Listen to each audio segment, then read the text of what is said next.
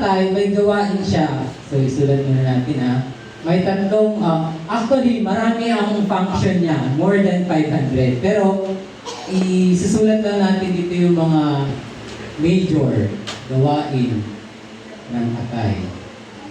Ang ginagawa ng atay, number 1, is siya ang tagasala ng mga toxins. Tagasala ng mga toxins. So, lason at dumi. So, ang gagawin niya dyan, lahat ng pagkain na natunaw sa ating bituka ay, so kapag natunaw na yung kinain, liquid na yan. So, nandun sa bituka, mayroon tinatawag tayong portal vein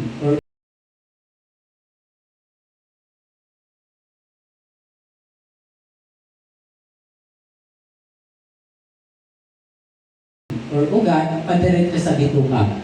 Bago irasyon sa mga cells, dapat mo na dumaan yung liquid na yon na pagkain na natunaw papunta sa liver or sa atay para i-purify or salain para matanggal din yung mga microbes or mikrobyo, matanggal yung mga lason at iba pang mga hindi kanais-nais na pwedeng makasira sa kalusugan natin. So, i-filter niyo yan.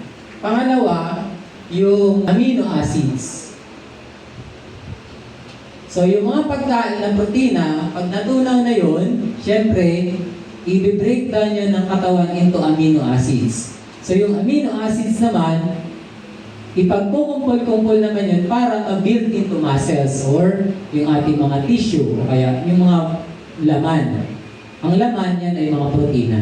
Okay? So, sa oras na hindi na-proseso ng tama at dumiretso agad, dumalo yung dugo, yung amino acid diretso sa may puso, pwedeng mamatay ang tao. Pwedeng makomatose agad. Number 3, sobrang pagkain. Yung mga sobrang pagkain, okay. So, kapag sobra na yung mga hindi na yung calories, hindi na na-burn. So, ang gagawin niyan, magiging bilbil or fats. Yun yung ginagawa ni atay. Pang-apat, patay na red blood cells. So, every second, 10 million red blood cells ang namamatay. Patay na red blood cells. So, every second, 10 million na cells ang namamatay. Gagawin niya, o kolektahin niya yun, para gawin bagong red blood cells. So, very important talaga ang trabaho ng atay. Yung iba pala, yung ibang mga na-gather niya ng mga toxins o kaya mga lason ay gagawing bile. Gagawing bile. So, ang bile or abdo, mapait yan. Kaya, sinisikrit niya yun dun sa tiyan para tunawin yung mga taba. Tapos, yung mga daanan ng GI tract, gastrointestinal tract, daanan ng pagkain na may mga nakabarang cholesterol or taba, siya rin yung maglilinis nun. Kasi pag, di ba, ang tubo, napansin niyo yung mga tubo, yung mga lababo, kapag marami ng mga natigas yun, lalo na pag malamig yung tanong. Ganon din sa atin kapag may mga sebo o kaya mga taba, yan. Kaya si abdo or bile, very important yan para maging malinis ulit yung daanan ng pagkain. Number 5 is production ng cholesterol. Ang cholesterol ay syempre na-breakdown na yan doon sa bituka. Ginagawa din yan sa liver. So, yung mga pagkain na mataas sa cholesterol, ang gagawin niyan, dadalhin ulit yan sa atay. So, dadalhin ulit yan sa tulong ng lipoprotein. Ang lipoprotein yan yung tagapag-transport, tagapagdala. So, may tinatawag na high-density lipoprotein at low-density lipoprotein. So, HDL, yan yung good cholesterol, LDL, yan yung bad cholesterol or low-density lipoprotein. Ang pang-anim naman is control ng insulin at thyroid. Okay. So, iniisip natin, yung thyroid, mayroon siyang dalawang importanteng hormone, T4 or thyroxine, at saka triiodo triiodo tyronine or T3. So, akala natin dito yan nakoconvert. Hindi. Sa liver po yan, or sa atay po yan, kinoconvert. Tapos, yung ating insulin, akala din natin, walang kinalaman si atay sa pagtulong dun sa insulin control. Malaki ang tulong niyan. Actually, base sa pag-aaral, yung mga may sakit nga sa pancreas is may mga parasite din sa liver. Kaya sila nagkakaroon ng diabetes. Isa na doon sa parasite is Staphylococcus aureus. Staphylococcus aureus. Letter B is bodega ng katawan. So, bodega ng katawan, ibig sabihin is storehouse, storage. Yung mga kailangan na gamitin, halimbawa, pag nag-sports, kailangan mo ng extra energy, extra na mabilis sa pagkukunan ng sugar, diyan yan kukunin. Kasi may bodega nga, may naka-stock. Oo. Yan yung trabaho ni liver. At the same time, yung mga excess or sobra, iihi lang yan. Kaya gagawin niyang urea. Oh. So, very important na maganda rin dapat walang bara ang kidney. Kasi yung mga sobra ng mga lason ay kino-convert niya into urea para mailabas sa ihi. So kapag barado na, sobra ng uric acid, sobra ng creatinine sa kidney, yung mga dumi, toxins dun sa atay, wala nang labasan, barado na eh. Sa kidney niya kasi pinapalabas yun. Oh, yung iba naman sa colon or sa bituka. So, pero yung urea, sa ihi yan nakukuha, ay sa ihi yan lumalabas, sa kidney niya yan tinatapon. Okay. Then, meron din tayong pangatlo. By the way, isa pa pala dito mahalaga is prothrombin. Kapag nasugatan ng tao, automatic yan, may mag-aampat ng pagdurugo. Pag sira or may sakit yung atay, kulang sa prothrombin, ako, maagas ang dugo, tuloy-tuloy. Mamamatay yung tao. Okay. Letter C, safety valve ng puso. Sa taas ng liver, kung ito yung liver natin, dito yung heart sa taas. Yung heart. Mayroon niyang valvula o kaya tawag dito, ugat, na ang tawag ay hepatic vein. So yung hepatic vein na yan, ugat yan, papunta sa puso, na nag-aaktong para siyang sponge. Kasi kapag sobrang lakas ng bugso o kaya pressure ng dugo galing sa atay, ito yung atay, ito yung heart. Pag sobrang lakas, malulunod naman yung heart sa dugo. Kaya ang ginagawa nitong tawag nito, ugat, hepatic vein, para siyang sponge na kumbaga may slow down. Hindi pabigla-bigla or malakas ang pressure para hindi malunod yung heart sa sobrang dami ng dugo. Ayan. So, grabe ang importance talaga ng atay. Napakalaki ng tulong yan. Hindi pa dyan nabanggit yung more than 1,000 enzymes na ginagawa niya para ma-convert yung mga pagkain into usable form ng ating cells. So, grabe ang papel na ginagampanan ng ating atay. Okay. So, dako naman tayo sa mga karamdaman o sakit ng atay. Okay, dito tayo. Sakit ng atay.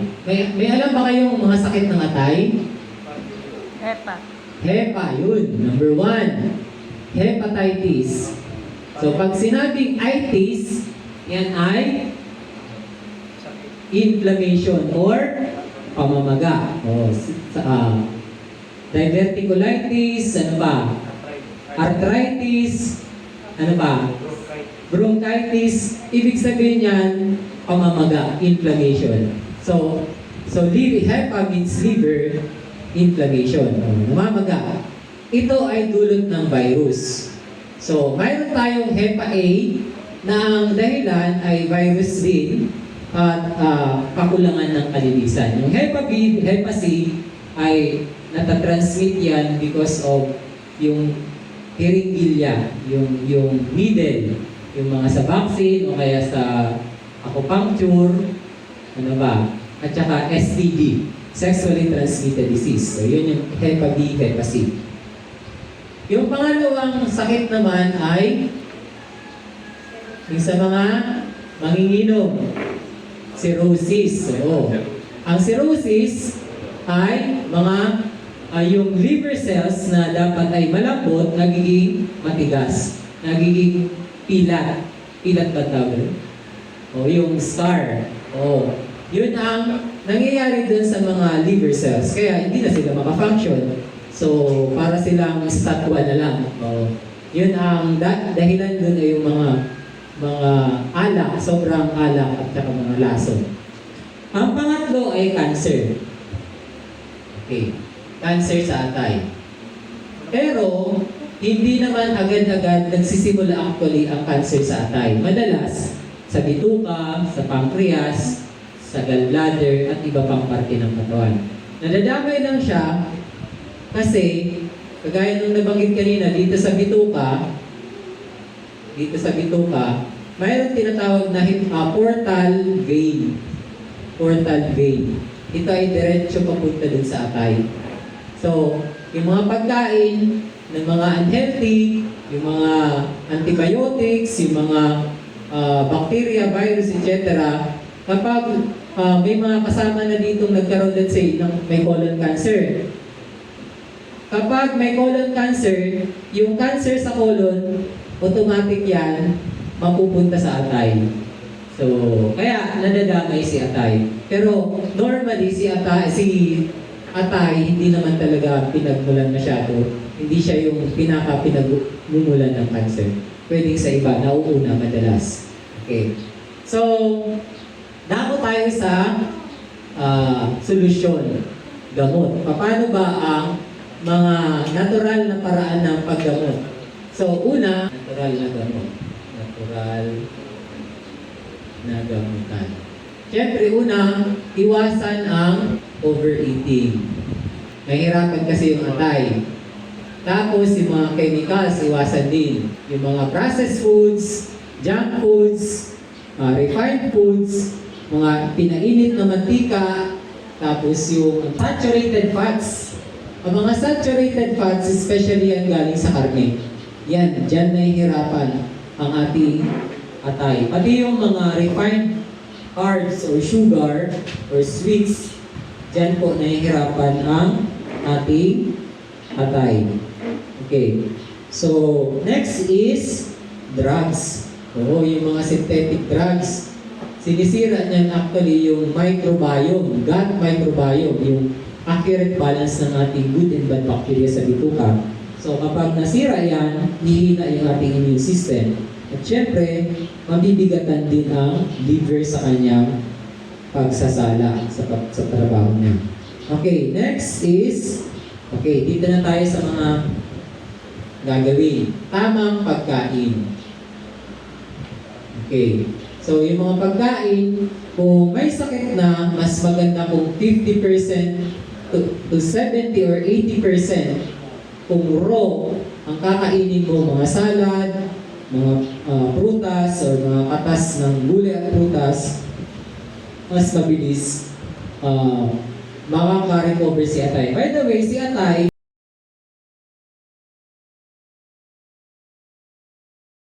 di ba ang butik pag naputol ang buntot, bumahaba pa rin, tumutubo. Ang atay, kahit, halimbawa, ngayon, naputol siya, nasira, na-aksidente, ilang minuto lang, ilang oras lang, kaya niyang mag-regenerate. Magaling siya. Siya ang pinakamalaking organ sa loob ng katawan. So, mas mabigat pa siya sa ating brain. So, 4 pounds. 4 pounds, kulang-kulang 2 kilograms. Yan ang ano niya. So, napakalaki ng papel ng ating atay. So, next naman is juices. Okay. Juices. Nabanggit ko na rin ito. Yung mga carrots, beets, ano pa, kalamansi or mga may mayaman sa vitamin A, vitamins, dito na lang natin yung ilagay sa mga vitamins. Vitamins. So, dito naman sa vitamins, dito yung vitamin A, C, E, yan. Dito yung carrots, yung beets, radish, ano pa, dandelion, ano ba? Kahit papaya. Yun, papaya, marami namang ano talaga dyan. Maraming pwedeng gawin na pantulong sa ating pinya, malaking tulong din yan. Guyabano. Guyabano, at iba pa. Okay. So, next naman ay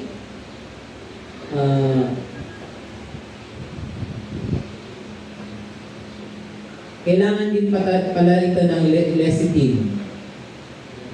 2 kutsara or katumbas niyan sa kapsula. Okay. Then, exercise. Very important ang exercise. Kahit walking lang. Kasi kapag tayo ay laging nakaupo, nahihirapan yung ating panunaw. Pati yung ating liver. So, very important na may fresh air din, oxygen. Kasi kapag kulang sa oxygen, yung ating pagtunaw din mahihirapan. Then, panghuli is herbal. Yung mga herbal, nabanggit na pala dito yung iba. Herbal. Milk thistle ang pinaka-sikat dyan. Tapos, yung dandelion, ilipat na lang natin dito. Dandelion, luyang dilaw, parsley, banaba, tinta-tinta, linga, nara, at iba pa. Ano yun? Milk thistle, parang wala. Or Artemisia. Artemisia is, ano siya, wormwood. Iba yun, diba? Oo. Pero malaking tulong din yung Artemisia. Oo. So, ayan. Yung luyang dilaw, very important. Malakas na antioxidant din siya. Oo. Tapos, ang carrots and cabbage, malaking source ng glutathione. Glutathione. Oo. Tapos, ano pa ba? Vitamin C, vitamin E, malalakas na antioxidant, vitamin A. O, makakatulong sa mga free radicals natin. Okay. So, dito naman tayo dumako sa spiritual side. Alam nyo, ang chemical plant ng Panginoon ay, simbahan, iglesia. Sige. Ilalagay natin dito, iglesia. Ang chemical plant ng Panginoon. Pag sinabi pong iglesia, hindi po yan yung building. Yan po ay grupo ng tao, yung sumisimba. Galing yan sa word na iglesia. Iglesia. Iglesia. Grego, kung hindi ako nagkakamali, galing siya sa word na iglesia. Tapos, ang iglesia ng Diyos, ang mga tao na tinawagan, galing yan sa kadiliman. 1 Peter 2 verse 9, kung patungo sa kaliwanagan. At sila ay, ang tungkulin nila is ibahagi yung mga natutunan. Sa 1 Peter 4:10. Sige nga, pwedeng basahin natin bago... Sabi dito, datapwat kayo isang lahing hiram, isang makaharing pagkasaserdote, bansang banal, bayang pag-aaring sarili ng Diyos, upang inyong ipahayag ang mga karangalan ni Yahweh tumawag sa inyo mula sa kadiliman hanggang sa kaniyang kagilagilalas na kaliwanagan. Ayan. So, tinawagan po ang mga taong yan na nagpo-compose sa iglesia from darkness into His marvelous light. Ayun. Romans 3:2, pakibasa po. Marami sa anumang paraan. Ang una sa lahat ay ipinagkatiwala sa kanila ang mag-aral ng Diyos. Ayan, pinagkatiwala. Ang mga aral ng Diyos. Yun. Pinagkatiwala sa iglesia ang mga aral ng Diyos. Sa 1 Peter 4:10, ano yung sinabi? Na ayon sa kaloob na tinanggap ng bawat isa ay ipaglingkod sa inyo rin na gaya ng mabubuting katiwala ng masaganang biyaya ng Diyos. Ayan. So, 1 Peter 4:10, upang kanilang maibahagi sa iba. So, trabaho natin i-share yung mga natutunan natin dito sa liwanag na natanggap natin. 2 Corinthians 5:17, naalala niyo yung tekstong yan? Therefore, if any man be in Christ, he is a new creature. All things are passed away, behold, all things are become new. So, nagiging bagong nilalang na yung mga nagsisimba. Kaya, ang gumagawa talaga ng pagbabago isang Panginoon. Ito ang isa sa mga ahensya para ma-convert ang mga dating mga makasalanan na sa kadiliman patungo sa kaliwanagan. At ang iglesyang ito ay nagtuturo ng tatlong mahalagang bagay. Una, yung original na diet. Pangalawa, yung original rest na Sabat. Yung sa Eden. Actually, lahat ng turo na to ay nasa Genesis chapter 1 to 3. At ang pangatlo, si Kristo ay Diyos at tagapagligtas. Okay. So, yan ang daladalang turo ng totoong iglesia. So, dito ay makikita yan sa Genesis 1:29 and 3:18. Ayan. Yung Sabat naman, Genesis 2:1 to 3. At si Kristo naman na tagapagligtas ay Genesis 3:15. So, yan po ang daladalang turo. Kailangan ibalik natin sa original ang mga tao na nasa kadiliman papunta sa tamang pagkain. Pag naging malinis na yung kanilang bituka, maintindihan nila yung Sabat, tatanggapin nila si Kristo bilang Diyos at tagapagligtas. In Jesus' name, Amen.